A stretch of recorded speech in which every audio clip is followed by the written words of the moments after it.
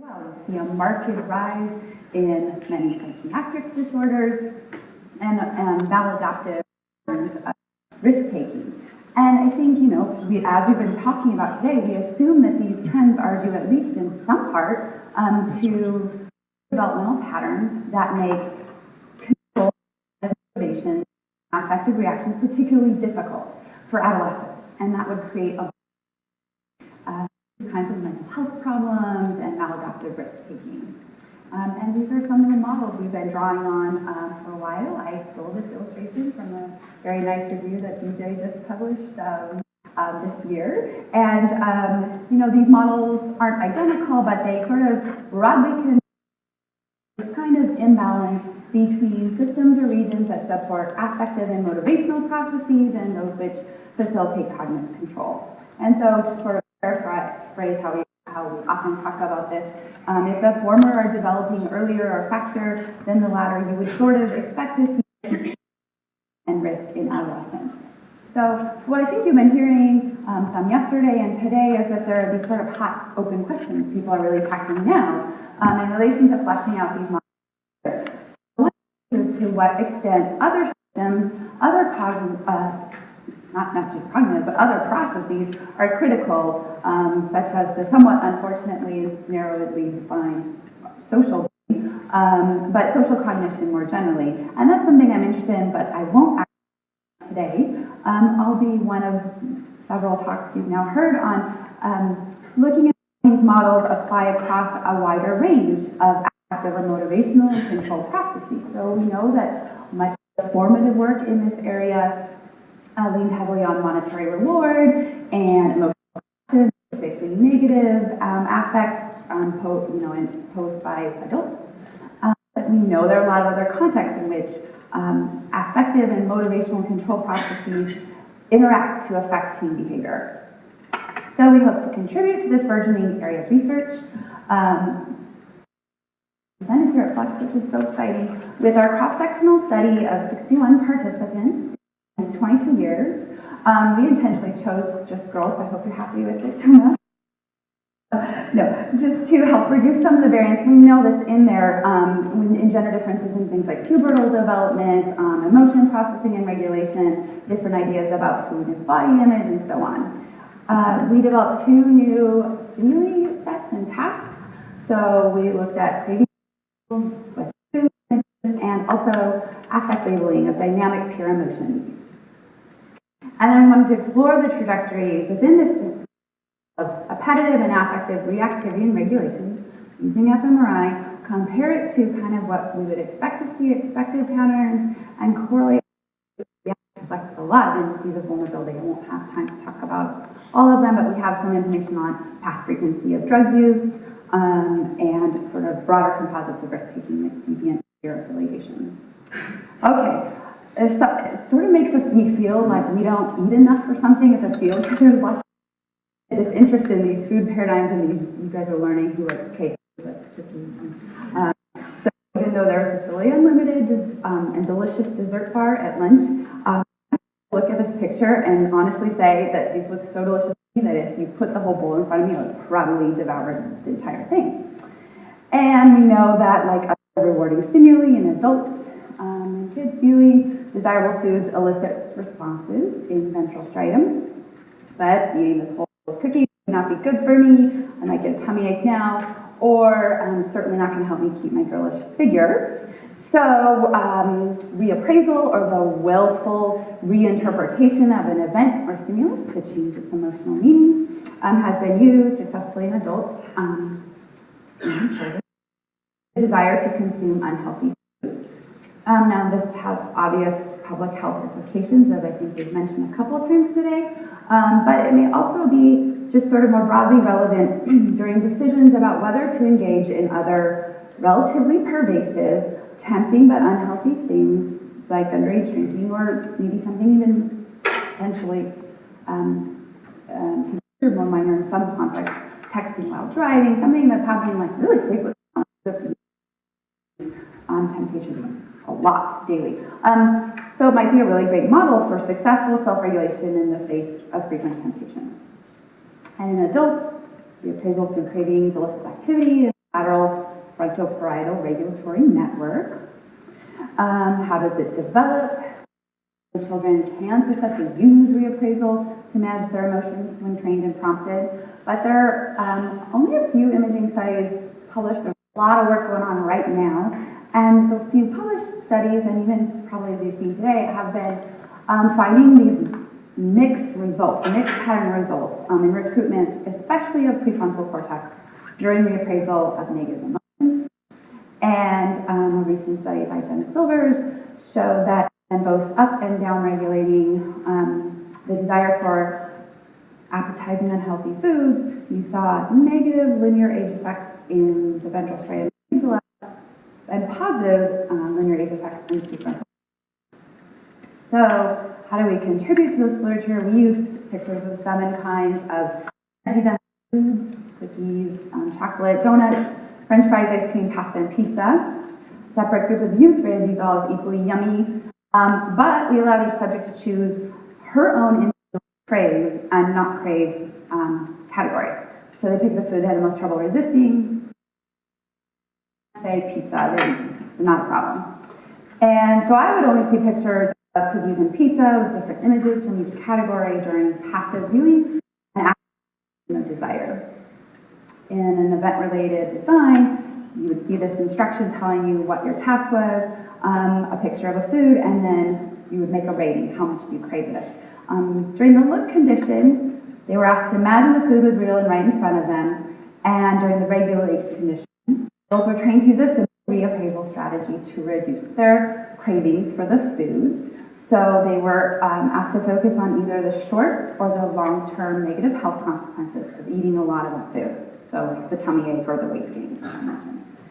Behaviorally, we defined reactivity as a comparison between self-reported desire for craved and not craved foods during the look condition bars, and you can see that it's significant here, so they crave their craved food. Good choices there, guys. The stimulus, and I should say for both craved and not craved foods, reappraisal significantly decreased the desire to consume it, but the stimulus by instruction interaction was significant. The decrease in reported craving was greatest for the craved food. So we're going to define that as regulation, so the context in which it's hardest to inhibit your desire. Now, in our sample girls, we didn't see any significant age-related differences in any of these behavioral results, but this is actually nice. We trained them very carefully and intensively to make sure they could perform at equal levels, so we could see what kind of brain differences there were, in functional activity, holding task performance constant. So what do we see during activity? This is probably not a particularly surprising pattern, but we see this familiar network of the rostral and perigenial C, ventral striatum, ventral medial PFC, and orbital frontal cortex. So even among energy-dense or widely popular, people think are yummy in general, the food you personally crave for is more rewarding to you than an equally fattening, salty, or sweet but craved food. And regulating your craved food versus just looking at it nicely recruits the frontoparietal regulatory network. So our main effects here, those are not particularly surprising, makes sense. But are there any changes with age? So this is a whole brain analysis across the entire brain. Only this single cluster in right inferior frontal gyrus showed a significant trend with age. And this, in particular, was a positive linear correlation. There were no significant linear associations, nor positive or negative quadratic or nonlinear associations. So just because this is a contrast, to first interrogate what's driving this effect, we examine correlations between regulating your craved food and looking at your craved food separately. And I don't have time to show you the images, but as you would probably expect, this is driven by age-related images in right IFG of your craved foods.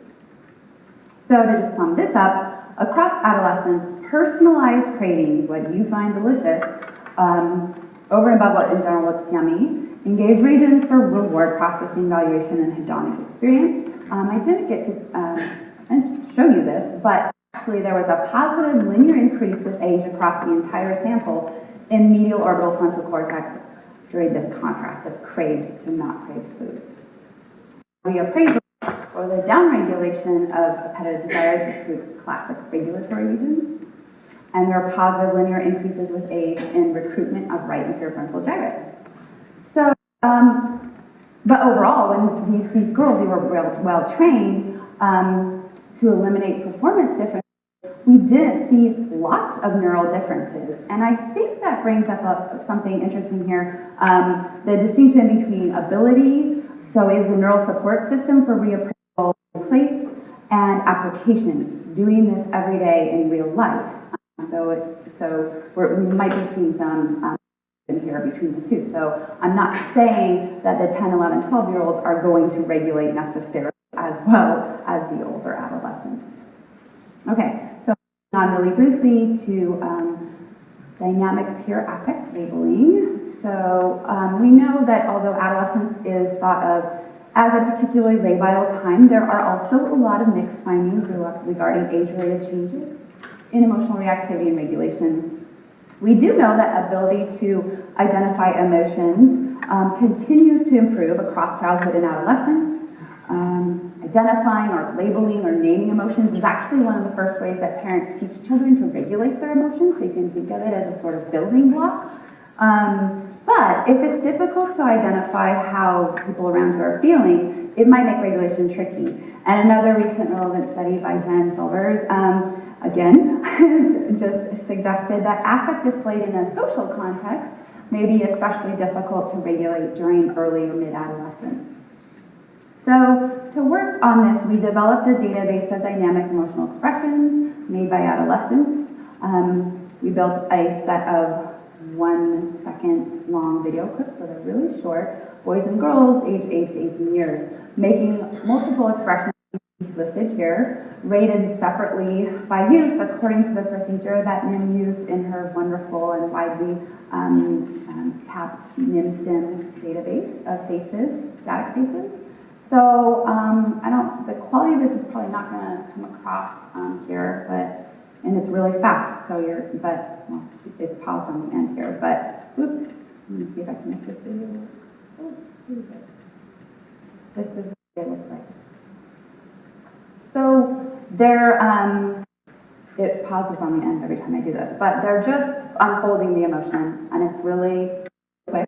But there's just more motion in there, and there's a lot extra that's added, I think.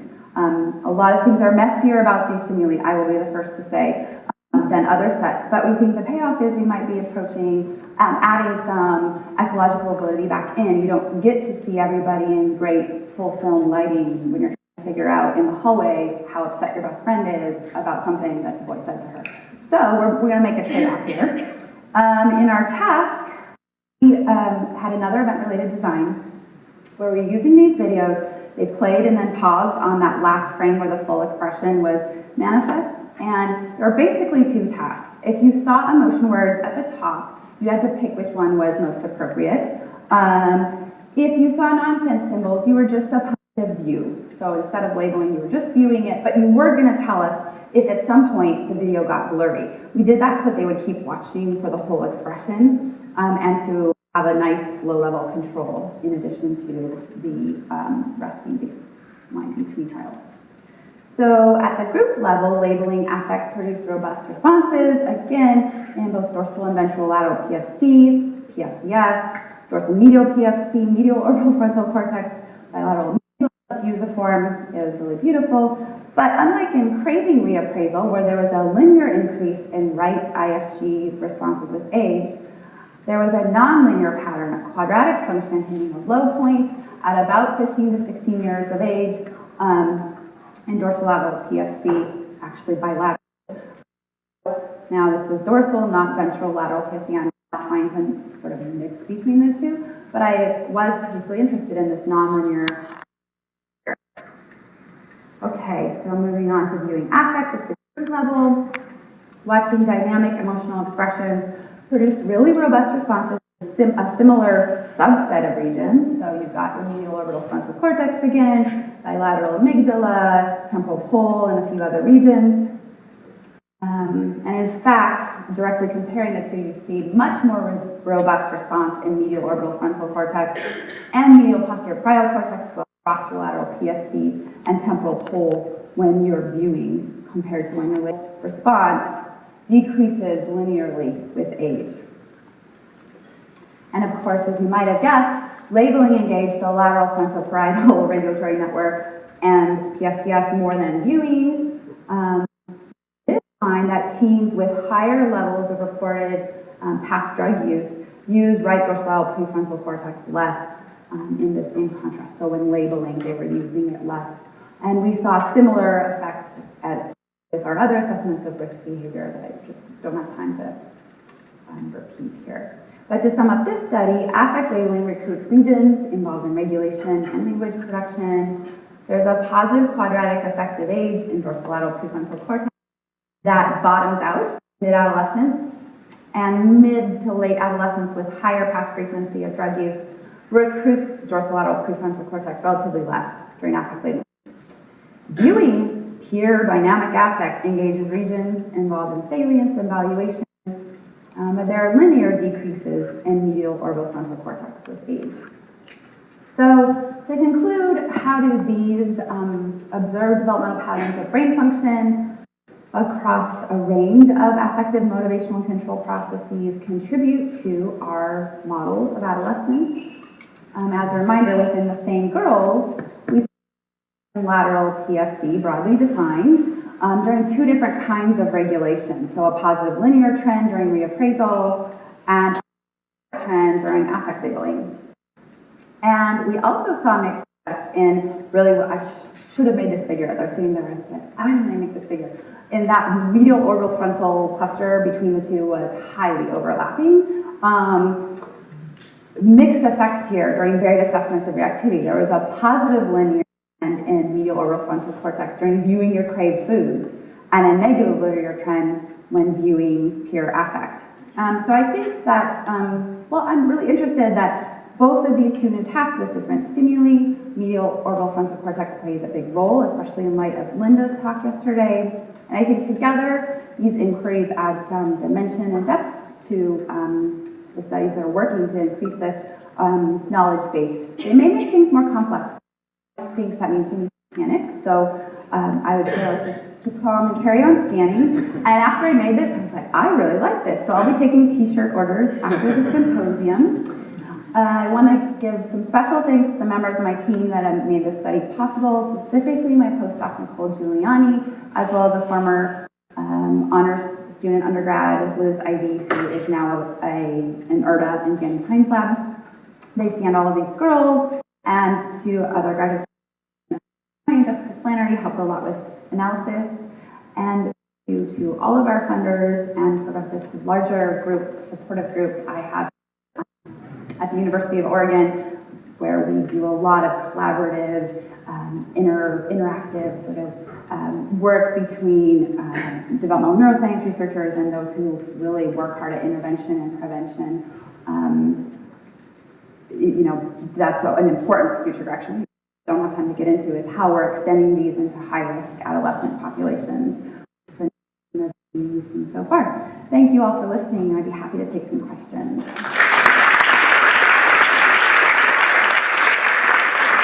So we have time for just a few questions. Hi, I'm Herding. I'm from Children's Hospital Los Angeles. Great talk. I was wondering if you could comment a little bit as we start to see more and more studies about appetitive tasks, whether or not you guys standardize of fasting the night before or time of day and how you're dealing with that? Yeah, that's a really good question. And I think all of us have been doing this or doing this in different ways right now. I think standardization is a great suggestion. We got collected information about how hungry they felt before the scan, when their last meal was, and all of those kind of things. We entered them all into models. It had no effect. So they were, those individuals were covariates in the analysis, in the SPM analysis. And at first I was sort of surprised by that, but I thought about it in terms of our paradigm is the definition that we use of craving is things that you would eat when you're not hungry. So this is something, so that may play a role in why it didn't matter for us, but maybe in a slightly different paradigm, it could have an effect than you would expect it.